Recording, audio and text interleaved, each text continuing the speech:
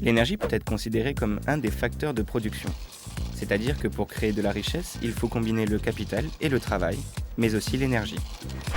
L'intensité énergétique est le rapport entre la consommation d'énergie primaire et la richesse créée, ou PIB.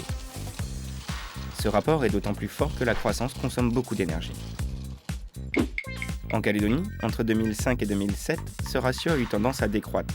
La croissance avait moins besoin d'énergie.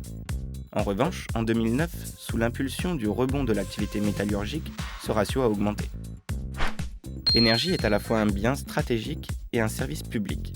C'est pourquoi les institutions interviennent soit comme autorité régalienne, avec obligation de créer des stocks, de programmation des investissements, comme régulateur de marché, avec fixation des prix, ou bien encore en tant qu'actionnaire. L'actionnariat public dans les industries de réseaux électriques a pour but de créer un seul gestionnaire de réseau, là où la concurrence serait inefficace. En effet, bâtir un autre réseau par concurrence serait coûteux et suicidaire. Le concessionnaire est dit en monopole naturel. C'est le cas d'Enercal en Nouvelle-Calédonie. L'industrie des réseaux électriques se caractérise par des coûts fixes élevés, une programmation des investissements sur du long terme, 20 ans et plus, des contraintes physiques fortes et une non-stockabilité. L'électricité étant consommée de manière continue mais fluctuante, la charge doit être sans arrêt équilibrée et stable.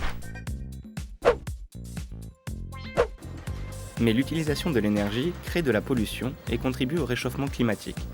Ce sont des externalités négatives.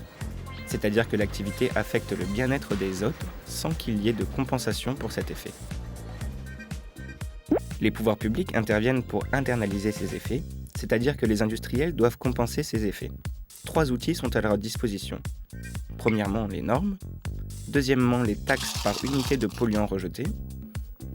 Et troisièmement, les quotas ou permis d'émission avec un mécanisme d'échange entre les acteurs.